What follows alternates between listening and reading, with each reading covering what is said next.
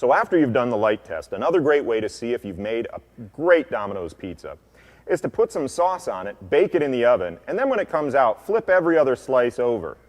Take a simple cutting knife like this, cut from edge to center, and then stand the pieces back to back. What you're looking for is a consistent center rise of at least a ½ inch, these open air pockets that make it look like a slice of sandwich bread, and a defined edge. This is an example of a great Domino's pizza. So after doing the cut test, you can troubleshoot your pizza making technique. In the example we showed you earlier of a great Domino's pizza, you saw the defined edge, the consistent center rise, and that open air pocket bread-like texture. Looking at this one, you see something I call the stadium pie, sometimes the soup bowl. This is a pizza that's too thick at the edges and too thin in the center.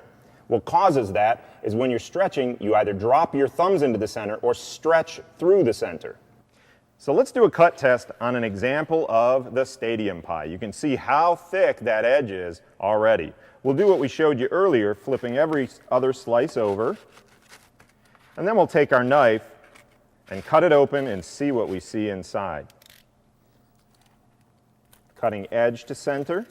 What you can see when we cut it open is this pizza is too thin. If you added cheese and toppings, they'd all hit the floor. In the next example, you see something I call the double edge, where you've defined the edge correctly originally, but as you stretched it, your fingers drifted away from the edge, pushing more dough outward, forming another edge. We see the center. Whoops, there's more edge and the original edge. Lastly is something I call the UFO, or the sombrero pie. Again, you've defined the edge, but you didn't lay your hands flat enough when you were stretching, leaving too much dough in the center. Too much dough in the center, even though you've got the correct edge definition.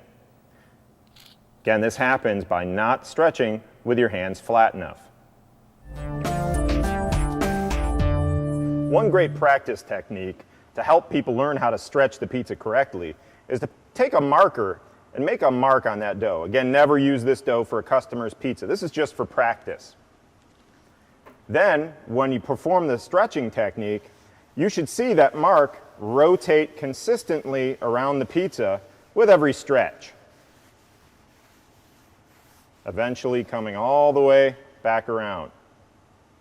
One more great practice technique to practice stretching is to take your screen and flip it over. You'll see what you could use or imagine is the edge. Then practice your stretching technique, and you're not wasting any dough. All right, and here's one last practice technique we're going to show you. Instead of using a screen or a dough ball, let's just use the cornmeal itself. Remember, I told you the technique is to use a flat hand. So if you practice stretching in the cornmeal, right, you should see all the cornmeal beneath this portion of my hand move. Whereas if someone's pressing too hard, just using their fingertips when they stretch, you won't see nearly as much move.